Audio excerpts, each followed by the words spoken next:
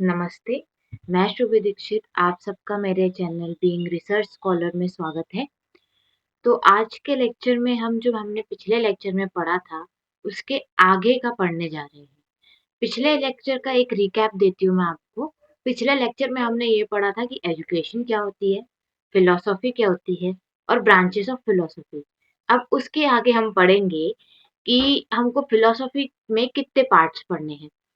एक तो हमको इंडियन फिलोसॉफी पढ़नी है और दूसरी हमको वेस्टर्न फिलोसॉफी पढ़नी है। अब हम स्टार्ट करेंगे इंडियन फिलोसॉफी। इंडियन फिलोसॉफी को दो सिस्टम में बांटा गया है, एक ऑर्थोडॉक्स, दूसरा अनऑर्थोडॉक्स। ऑर्थोडॉक्स मतलब होता है आस्तिक और अनऑर्थोडॉक्स मतलब होता है नास्तिक। ऑर्थोडॉक्स वो होते हैं जो वेदास में बिलीव करते हैं और अनऑर्थोडॉक्स वो होते हैं जो वेदास में बिलीव नहीं करते। तो आइए अब हम जानते हैं कि कौन-कौन से सिस्टम है जो ऑर्थोडॉक्स हैं और अनऑर्थोडॉक्स हैं। ऑर्थोडॉक्स के सिस्टम्स का नाम है न्याय, वैशेषिका, योगा, संख्या, पूर्व मीमांसा, उत्तर मीमांसा। और अनऑर्थोडॉक्स सिस्टम है चरवाकिज्म, जैनिज्म, बुद्धिज्म।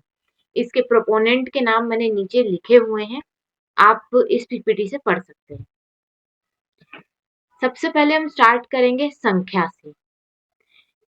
और बहुत सारी जगह इसका नाम SAM लिखते हैं और कहीं-कहीं SAN लिखते हैं, तो दोनों ही स्पेलिंग सही मान लेते हैं। सांख्या फिलॉसफी सबसे ओल्डेस्ट फिलॉसफी है। इसके फाउंडर कपिला थे। कपिला ने एक स्क्रिप्ट लिखी सांख्या सूत्र करके। ठीक है, सांख्या सूत्र को ही आज हम सांख्या फिलॉसफी के नाम से जानते हैं। अब सांख्या का मतलब क्या होता है? अलग-अलग जगह सांख्या का मतलब अलग-अलग दिया है। कहीं सांख्या का मतलब दिया है नंबर, कहीं दिया है राइट नॉलेज और कहीं दिया है परफेक्ट नॉलेज। ठीक है, अब आगे चलते हैं। मेटाफिजिक्स का मतलब मैंने आपको पहले पहले वाले लेक्चर में बताया था। ये एक ब्रांच ऑफ फिलोसॉफी है जिसका मतलब है अबव साइंस। ठीक है, और एक और बात बता दूं, जो ये सांख्या है ये गॉड में बिलीव नहीं करता। तो मेटाफिजिक्स और सांख्या क्या है? ये डुअलिस्टिक रियलिज्म है। ये दोनों वर्ड अच्छे से याद रखना सांख्या के साथ रिलेट करके। ड्युअलिस्टिक क्यों बोलते हैं इसको? क्योंकि ये दो रियलिटीज के बारे में बात करता है, एक प्रकृति और एक पुरुषार्थ। तो प्रकृति क्या होती है? Non self. और पुरुषार्थ क्या होता है? सेल्फ। जो ये सेल्फ है, जो पुरुषा है, वो आप अपने सोल को कंसिडर कर सकते हैं। और बाकी जो प्रकृति आपका माइंड है, आपकी बुद्धि है, आपका मन है, ये सब बाकी प्रकृति है। सोल सिर्फ है जो पुरुषा है। तो अब इसको डुअलिस्टिक का मतलब तो हमने जान लिया। इसको रियलिज्म क्यों कहा जाता है? क्योंकि ये मैटर और स्पिरिट दोनों को इक्वली इंपॉर्टेंट कंसिडर करता है।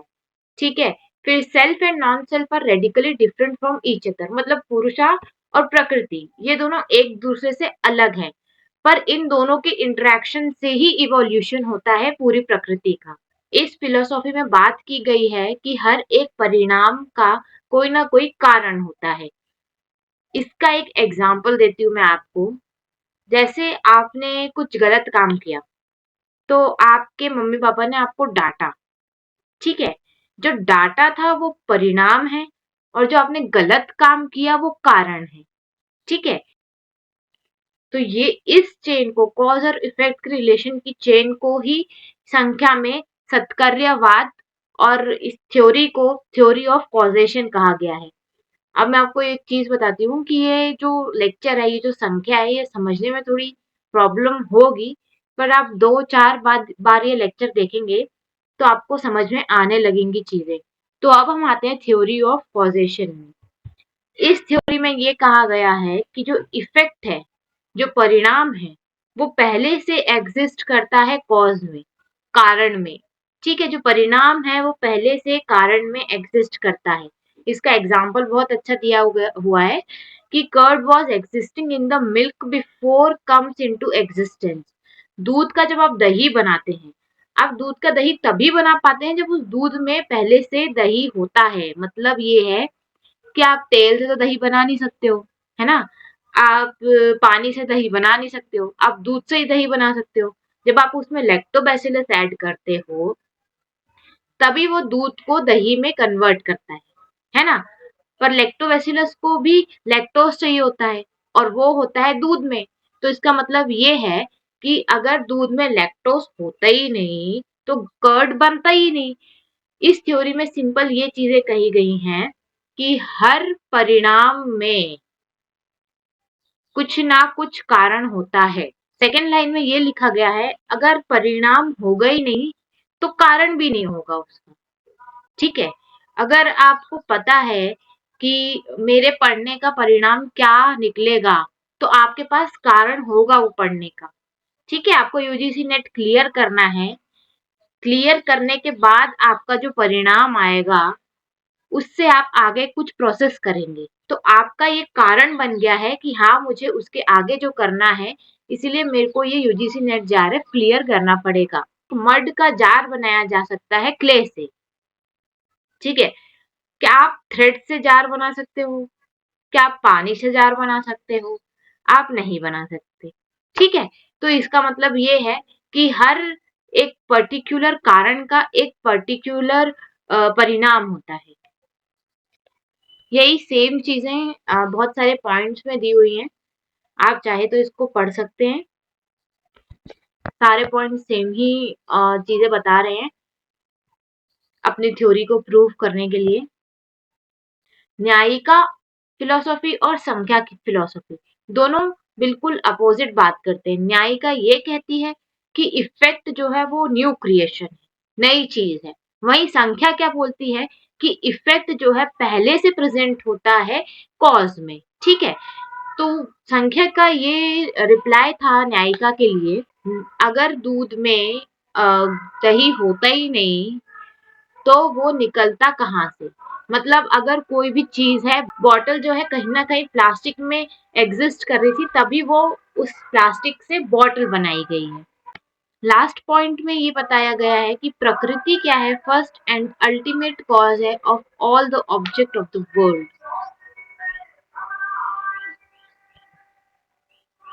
अब हम प्रकृति के बारे में पढ़ते हैं। प्रकृति क्या है? Ultimate cause of universe. ठीक है? ये खुद ही सब चीज की कॉज है, इसीलिए ये अनकॉज्ड है। इसको प्रधाना भी बोला जाता है। प्रधाना, प्रधाना मतलब आप हिंदी में प्रिंसिपल को प्रधानाचार्य बोलते हैं, जो सबसे ऊपर है, जिसको कोई क्रिएट नहीं कर सकता। इसीलिए प्रकृति को प्रधाना भी कहा जाता है। In the form of conscious elements, it is called Jada, and in the form of unmanifested objects, it is called अव्यक्ता। ठीक है? अब ये जो वर्ड्स हैं, ये जो रिलेटेड हैं इनसे, प्रकृति से और संख्या से, ये आपको याद करने पड़ेंगे क्योंकि एग्जाम में ये वर्ड्स आते हैं।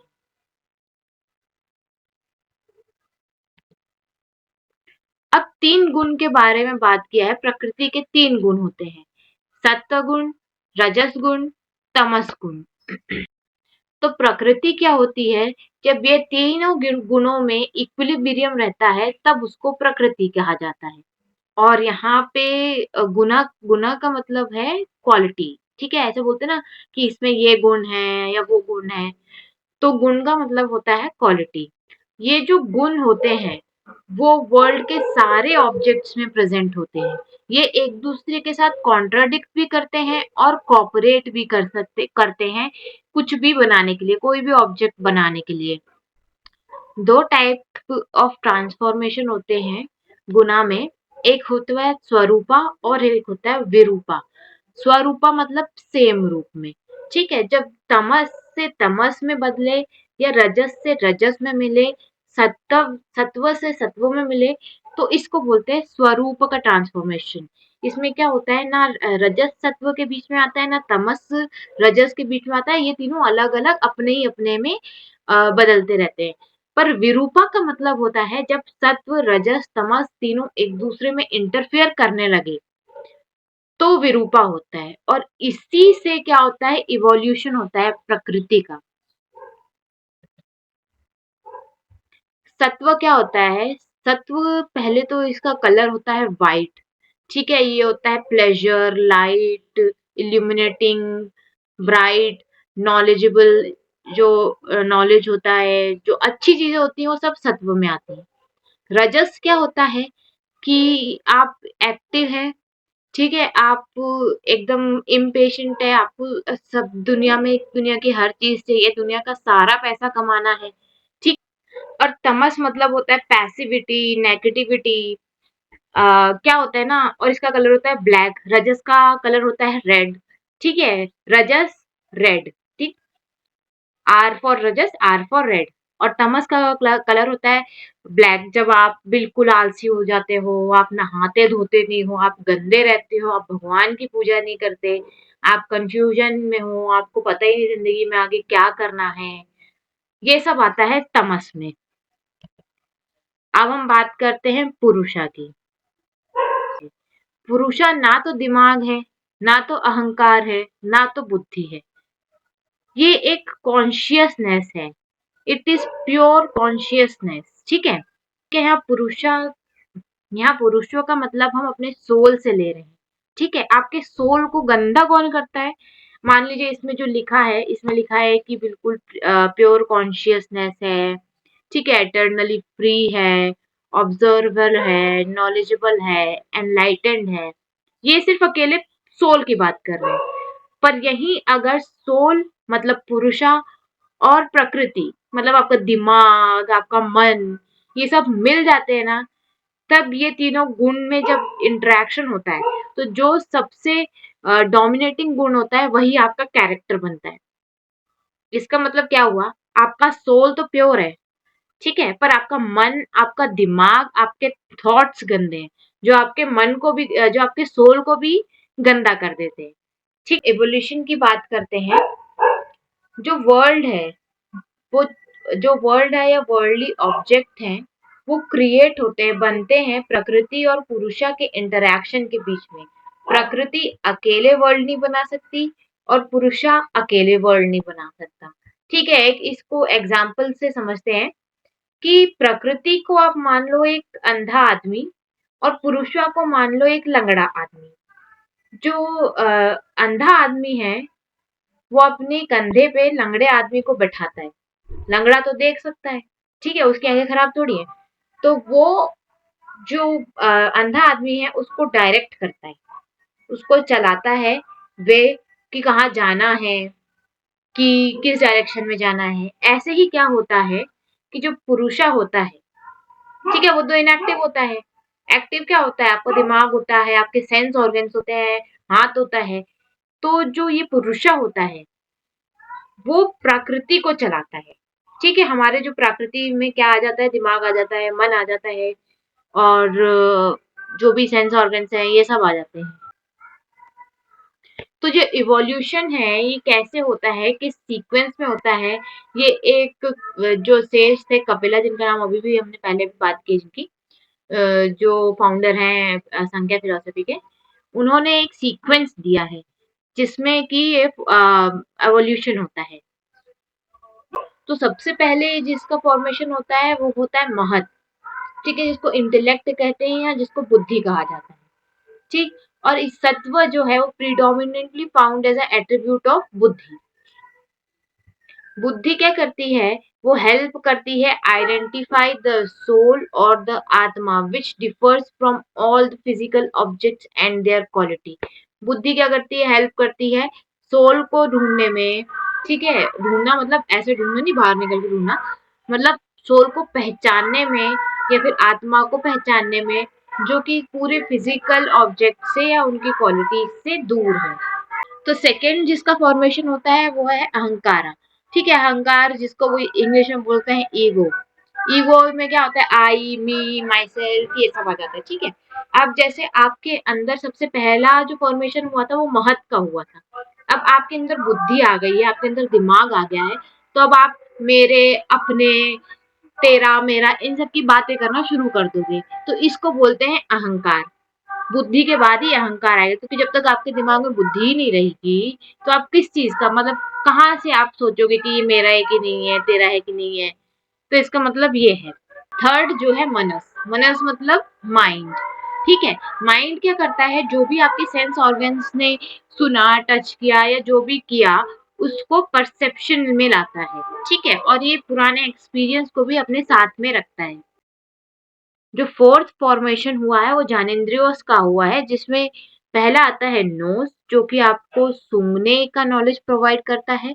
दूसरा आता है ईयर, जो आपको सुनने का नॉलेज प्रोवाइड करता है। तीसरा आता है स्किन, जो आपको टच करने का नॉलेज प्रोवाइड करता है। चौथा आता है टंग, जो आपको टेस्ट करने का नॉलेज प्रोवाइड करता है। पांचवी आती है आंखें, जो आपको कलर देखने में हेल्प करती है। ये जो पांचों सेंस ऑर्गन्स हैं, ये पुरुषा के कारण हमारे पास है, क्योंकि ये जो रिजल्ट है, ये जो फाइव सेंस ऑर्गन्स है, ये रिजल्ट है ईगो का या फिर अहंकार का।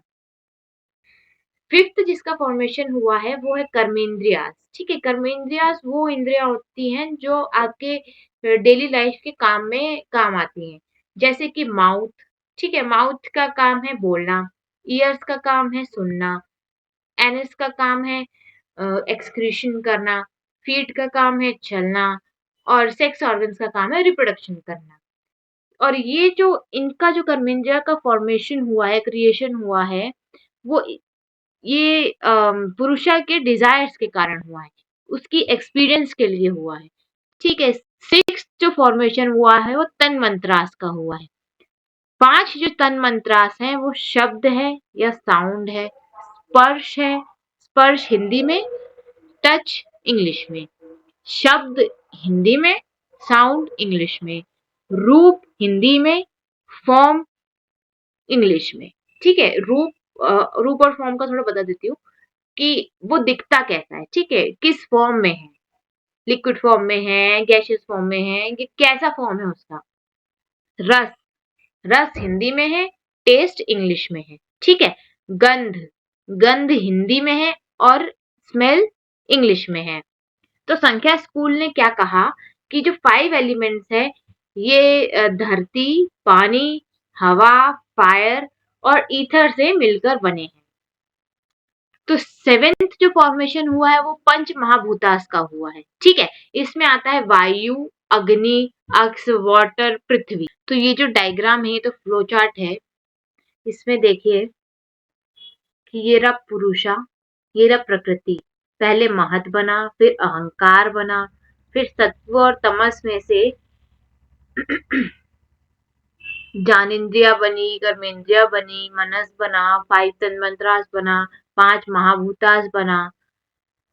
ये आप डायग्राम से पढ़ेंगे तो आपको याद रहेगा। अब हम एपिस्टेमोलॉजी बात करें संख्या की, तो इसने जो वैलिड नॉलेज है जिसको प्रमाणा भी कहा जाता है, उसको तीन इंडिपेंडेंट सोर्सेस बताए हैं, परसेप्शन, इन्फेरेंस और वर्बल टेस्टिमोनी। इसने क्या कहा है कि किसी भी चीज का नॉलेज होने के लिए ऑब्जेक्ट और सेंस ऑर्गन्स के बीच में कांटेक्ट होना जरूरी है।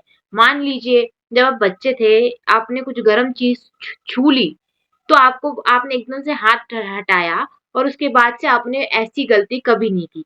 क्यों? क्योंकि आपके सेंस ऑर्गन्स ने आपको सिखाया, आप उससे सीखे कि हाँ ये गर्म है, इसको नहीं छूना है। ये आपके एक्सपीरियंस में आ गया है। और इसमें ये भी कहा गया है जो कनेक्शन होना चाहिए वो माइंड और आपके सेंस ऑर्गन्स के बीच में भी होना चाहिए। जैसे मान लीजिए आप स्कूल जाते हैं, आप वहां पढ़ते हैं, बोर्ड में जो लिखा होता है वो अपनी आंखों से देखते हैं, आपको लिखना होता है तो आप अपने हाथ यूज करते हैं जो कि एक सेंस ऑर्गन है। जब आप बोर्ड देखते हैं तब अपनी आंखों का यूज करते हैं जो एक सेंस ऑर्गन है। तो ये सब जो माइंड है, जब तक वो सेंस ऑर्गन से कनेक्टेड नहीं होगा तब तक आप कुछ सीख नहीं सकते। नेक्स्ट अगर हम बात करें बॉन्डेज एंड लिबरेशन की संख्या फिलोसॉफी में, तो क्योंकि सफरिंग होती है एंड बॉन्डेज होता है, तो कहीं ना कहीं उसका पाथ भी होगा सेल्वेशन की तरफ, लिबरेशन की तरफ, ठीक है। तो संख्या ने दो सॉर्ट्स ऑफ लिबरेशन दी है, एक जीवन मुक्ति, एक विदेह मुक्ति। जीवन मुक्ति जो है, आप जीते जी, आप जब जिंदा हैं तब भी ले सकते हैं, पर विदेह मुक्ति, विदेह देह मतलब शरीर, विदेह मुक्ति आपको मरने के बाद ही मिलती है। इसी विदेह मुक्ति को कैवल्य कहा जाता है, और this is understood as liberation from the gross body. ठीक है, जो ग्रॉस बॉडी है उससे लिबरेशन को कैवल्य कहा जाता है। जब हम देह को छोड़ के हमारी हमारी जो सोल है वो देह को छोड़ के भगवान के पास चली जाती है, उसको कहा जाता है विदेह मुक्ति या फिर कैवल्य। सांख्या थ्योरी ऑफ लिबरेशन को अपवर्ग, पुरुषर्थ और समन बोनम ऑफ लाइफ भी कहा जाता है। अब हम पीवाईक्यूज अटेम्प्ट करते हैं। ये टेबल आई थी, ये टेबल जो है मैंने अरेंज करके डाली है, तो ये आप याद कर लीजिएगा, ये टेबल भी और ये टेबल भी ऐसी कैसी याद कर लेना।